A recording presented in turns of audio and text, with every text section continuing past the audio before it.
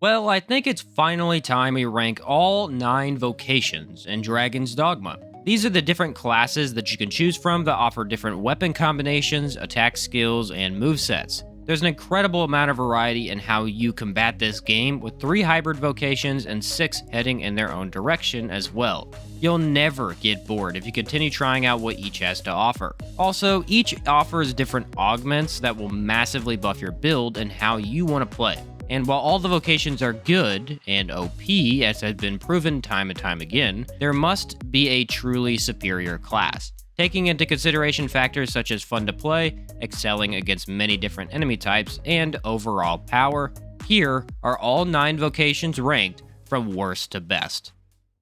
At number 9, we have the worst class being Mage, which is honestly unfortunate. Holy Focus Bolt is some of the highest damage you can get in the game, easy access to healing and protection spells, hitting people with a long stick, and just being the best support class in the game. You're still able to clear monsters with ease and use very little stamina when doing so. Sadly, this class does not get used by most players, at least not for long. Once you unlock Sorcerer, you have the same exact class, but way more flashy and grandiose. Sorcerer has spells that are too easy to melt enemies with, and calling forth a tornado is way better than anything Mage can do. So while it's still a great class and the best one for playing heavily into pawn teamwork, it's massively overshadowed. You do get access to a really fun ice spell that summons spikes from underneath enemies. It looks incredible and deals considerable damage. The other advantage of Mage is that most of your spells are quick to cast. You can focus more on fast attacks with correct elements rather than throwing out the largest thing you can find. It's a playstyle that feels really nice with a Strider and Fighter pawn. Have your team be heavily aggressive while you look for weak points and constantly keep that healing bubble up. With Levitate, you can get out of dangerous situations without too much issue. If this game had co-op, I think Mage would get a lot more love. Mage pawns can be a double-edged sword, as they seem like the best option. Someone with magic for tough enemies who can heal you when you're low. But I usually find that Mage ends up focusing entirely on healing or entirely on fighting. You don't get a good balance there. Now, being able to buff your entire team with different elements is extremely useful. You can place ice on their weapons for lizards and lightning for large monsters, better prepping them for the fight ahead. Mage is the best role-playing class as it forces you to fit your role rather than outputting as much damage as possible. But come on, you're really choosing this over Sorcerer? The latter option's just way more enticing. At number 8, we have Fighter. I know people love the Fighter, and with his wide range of melee-based attacks, you can do a lot of cool things. Stab repeatedly while safely behind your shield, rush into battle with a brutal jab, heck, just iframe through anything with long animations making you unkillable. The shield for Fighter makes them much better at avoiding damage and lets you stay in the fray of battle. But I'd rather play Mage before I go back to playing Fighter again. You're arguably the best possible class for minion-based enemies, such as Saurians, humans, and goblins. You can grab hold of them with a stab and strike until nothing is left but bone and dust, which is probably why Fighter feels so amazing early on. However, the cracks start to show once you reach Bitter Black Isle. Dragon's Dogma has a lot of flying enemies, and I mean a lot. In BBI, you'll constantly be fighting dragons, liches, gargoyles, you name it. And Fighter has nothing for this. You could throw up your pawn, which is cool. Not always that useful, though. You can also use a few skills to swing upwards. It's simply not good enough. Fighter is forced to climb the tail of dragons to drop them down, but this is not a class made for climbing. Your character moves very slowly and will need large amounts of stamina to make this even possible. In a game where ranged combat is so beneficial, Fighter gets the brunt of the pain. Even Warrior has more range with his jump attack or giant slams. Fighter also uses an enormous amount of stamina when blocking, which can lead to your stance being broken and damage taken. Now, most of these issues can be fixed with augments. You'll have a lot of variety when it comes to those passive skills, especially the ones that make you block better. You actually kind of need those for Fighter. But with all those augments on, you can't equip the ones for more damage and stamina. Fighter does, however, fit its role very well. You're the center of attention. Draw enemies into you, letting pawns cast powerful magic or bow from afar. The playstyle feels very fun, but every time I run into tough enemies, I just roll my eyes as my stamina depletes instantly. Also, Mystic Knight is a bigger and better fighter. Yes, they have many different skills, and Fighter does have the most awesome shield, but Mystic Knight is way more capable. Due to how many dragons you fight in a game called Dragon's Dogma, Fighter doesn't have enough versatility, even if it can iframe through basically anything. At number 7, we have Warrior. The Warrior vocation is loved by many. With huge brutal blows from two-handed weapons, this vocation gives you the purest form of a guts fantasy that you're gonna find. Arc of Obliteration alone is reason to try this class. You smash the ground so hard enemies can't help but fly away into another dimension. And warriors gain the advantage of dealing the highest damage possible in Dragon's Dogma, using a Man-Eater, Exequy, and a bit of augment selection. The jump attacks on this class are also its best possible option. You nearly double your speed of attack when jumping, and allows you to reach enemy weak points without climbing them. Fighter suffers from needing to climb enemies as the one-handed sword is kind of small. Warriors carry huge swords capable of hitting everything near you. After clambering up monsters time and time again on every vocation, it's really nice to have a melee class that doesn't need to do that, at least not nearly as often. This is also the only class that gets big charge attacks. No, not spells, but large melee hits you need to hold down for the ultimate power attack. It's hard to explain really, but Warrior feels awesome. But this is still one of the least capable classes in the game. Obviously, if you know what you're doing and you equip all the correct skills, you can be a monster in battle. But you can also go Strider and turn your brain off to win. Not even comparable. You pretty much only have one way to avoid damage as a warrior. Exodus Slash grants invulnerability on the first attack. Since you can't block or roll out of the way, it's a required skill. Now, also consider the warrior only gets 3 skills. Yes, it feels realistic for a warrior, but it really hinders you. I personally think they should have had 3 skills for the hilt of the weapon as well. These will be used for counters and bashes, whereas the sword skills themselves could be used for slashes and charged attacks. Limited to only 2 free skill slots because of Exodus Slash, you can't change things up that much. Warrior is a good vocation, but unlike the others, it must be used with skill to win battles. Playing along with a Strider for your pawn will in fact be a load of fun. Give them a rusted bow and you can obliterate the opposing force. Literally. So while Warrior is in fact fun once you learn its ways and get good equipment, it's got the least amount of variety in combat and makes its way to the 7th on this list. At number 6, we have Ranger. This class is a bit weird for me, honestly, because first time playing it, I had the most fun. Bows have never felt better in a game than they do here, and Ranger gets the best bows. The longbow can deal heavy damage and impact in every pull of the string. Tenfold Flurry lets loose 10 arrows at a time and is just ridiculous. Going back to dragons, you could drop those guys like flies. Every time they go up in the air, drop them in seconds. You can't get a better class for flying enemies as that's literally a ranger's job. Then we have Great Gamble. Use all your stamina to charge a powerful shot you can steer into an enemy's weak point. Being based on stamina lets it become extremely strong early on in the game. Used correctly, it severely wounds even the toughest monsters.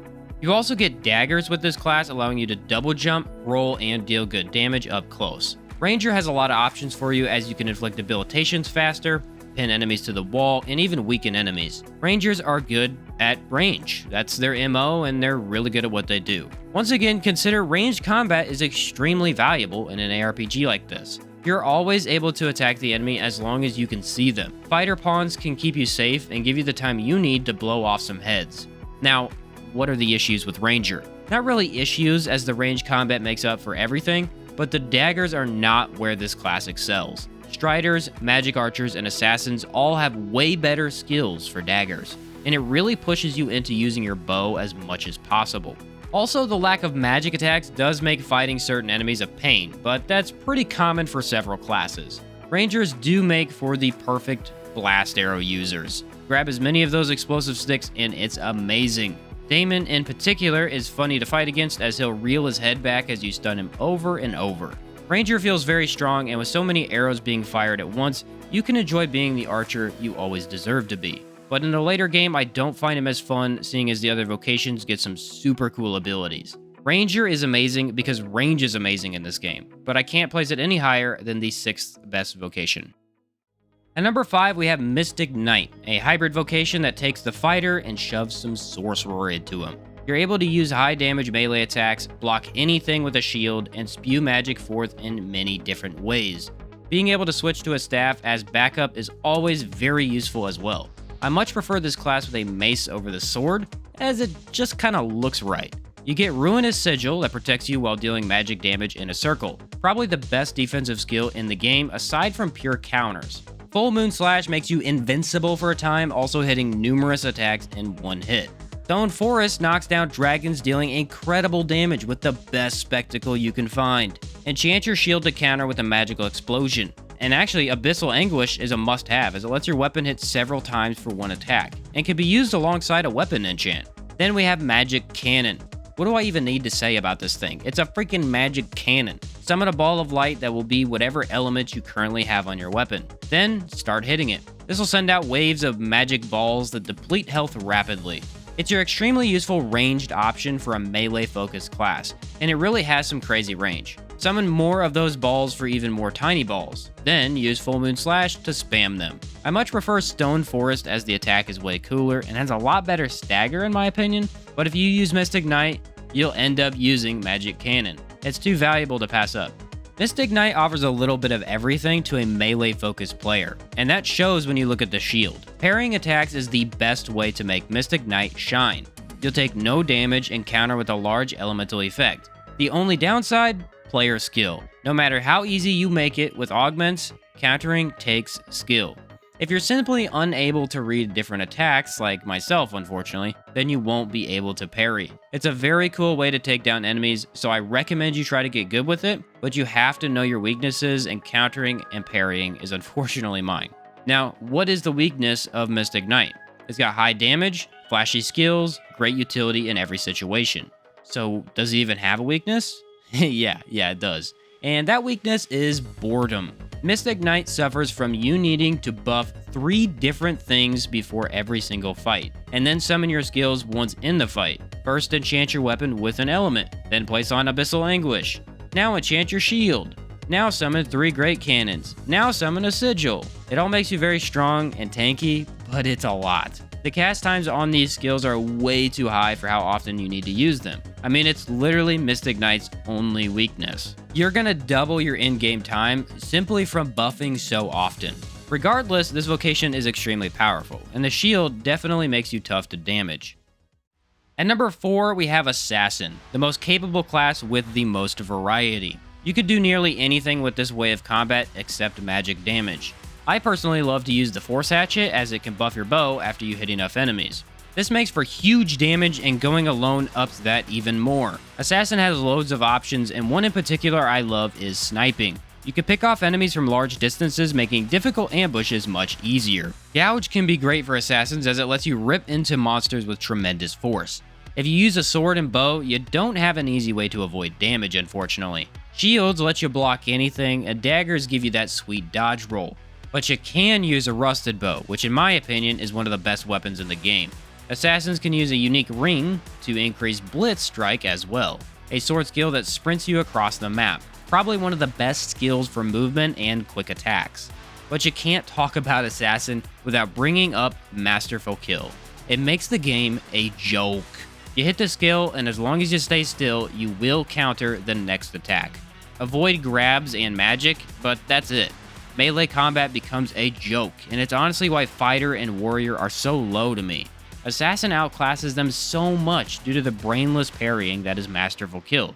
It's also extremely fun to parry attacks, and since it works on monsters, there's really nothing better. Shields mean very little to me for Assassin, as the daggers are just way better, unless you use skills that make you faster, completely invisible, and of course, lovely instant reset. Your bow doesn't have anything crazy when compared to Ranger, but it still offers a lot. And unfortunately, I don't have much else to say about this class. Its only weakness is that it doesn't have magic, so ghosts and living armor are an absolute nightmare to fight. But you can't be killed. If anything, go invisible and run around your foes. Of course, this is the class also set up to play solo, which means if you hate how pawns work, you're gonna get a lot of extra power out of this class. With the most variety in Dragon's Dogma, the Assassin is extremely fun to play and my personal favorite class to play melee only with. It's only 4th on this list due to some heavy hitters coming up, but you can't go wrong with this one. At number 3, we have Sorcerer, the most interesting and spectacular way to play with magic in any game ever. Sorcerer not only deals extremely high amounts of damage, but it does so on almost all of its skills. High Miasma, Maelstrom, Geisel, Holy Focus Bolt, and literally any of them. You can output some incredibly powerful magic that fills the arena and offers the purest form of control in the battle. Some would probably say that this is the best vocation in the game, as you can often destroy everything before even entering the fight. Having my favorite ice spell, High Geisel, I really can't say they're wrong. I mean, yes, the cast times are really high, but it's fun to have such an effect on the world. If you want to just talk about Holy Focus Bolt, then that's a ridiculous skill right there. Uses a tiny amount of stamina to summon holy damage on your weapon. Then you can fly balls across the screen for quite a while, which use no stamina. There is no better class to deal with strength-resistant enemies. Anything weak to magic requires 0 effort to take down. Golems can be a pain, specifically metal golems, as those guys are immune to magic, but with a good set of pawns, there's nothing that can stop a sorcerer. Dodging attacks is probably the weakest aspect of this class, I can admit that. Levitate does as much as it can, but if you're in the middle of a few monsters, you're pretty much just in trouble. But a major component of an RPG like this is that enemies are weak to certain things and strong against others. Your ability to use all of the elements makes Sorcerer too good to pass up. Lightning for ogres, ice for literally anything, dark wind for the fun of it, and poison to stack damage as high as possible. Honestly, the magic is way too fun to mess with, and this is why Mage is the worst class. Sorcerer is immeasurably better in every way. Now, of course, with such power, you do have a few drawbacks, with each cast of magic eating half of your stamina. Enemies knocking you out of your spell also is extremely annoying. But place yourself carefully in the area and you can get around these issues. Group spell casting also puts this vocation on the map. Get a couple of sorcerers and you'll all cast the same spell faster and together, making for multiple tornadoes, groups of ice spikes, and the best possible explosions. Sorcerer might not be the best vocation overall, but it is almost what makes Dragon's Dogma the game that it is, and you'll never play Magic the same way again. Here's to hoping Sorcerer only gets even more spectacular in Dragon's Dogma 2. At number 2, we have Strider. With probably the most balanced stat scaling in the game, this class will be your best friend. You gain an incredible amount of stamina, which is pretty much the most valuable resource. Use a rusted bow to slow everything down instantly, and it's a cakewalk. Seriously, you can upgrade your rusted bow to 3 stars as soon as you reach Grand Sorin, and after that, everything is easier. Slow your enemies to a crawl, and jump on their back to Scarlet Kiss them into oblivion. Your bow skills are pretty cool, with one bringing down a volley of arrows from the sky. But the real reason to play Strider is for the daggers. I'd argue the best weapon type, as it offers infinite mobility and the best damage while clinging to foes. Striders also deal more damage and use less stamina when you're climbing monsters. Often this is the best way to take on dragons and large beasts, giving this class an unfair advantage. And I could talk all day about Strider's interesting skills, but it really is not worth it. Helm Splitter makes all of them worthless, and this is why this class is the second best in the game. Helm Splitter upgraded to Brain Splitter with a ring is the most powerful skill in Dragon's Dogma. You can stagger the biggest enemies in one hit, slice through half their health bars, and do all this without pariettes. Add those and you can one-hit the toughest enemies. Slow enemies, climb them, or Brain Split. With 3 S-tier options, you won't need anything else. Brain Splitter also lets you negate fall damage, which is fun and gets you across terrain fast. No, Strider can't deal magic damage without particular daggers, and that is a problem. Actually, why it's only number 2. Ghosts and Living Armor just won't go down, and considering you can drop dragons in 3 seconds, I think that's a fair trade.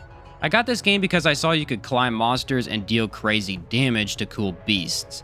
Strider does both of those things better than the rest. Honestly, a Strider pawn is also one of the best pawns. They too can brain split their way through health bars and torpor enemies in one volley of arrows. Strider is just a little too good and makes the game so much more fun.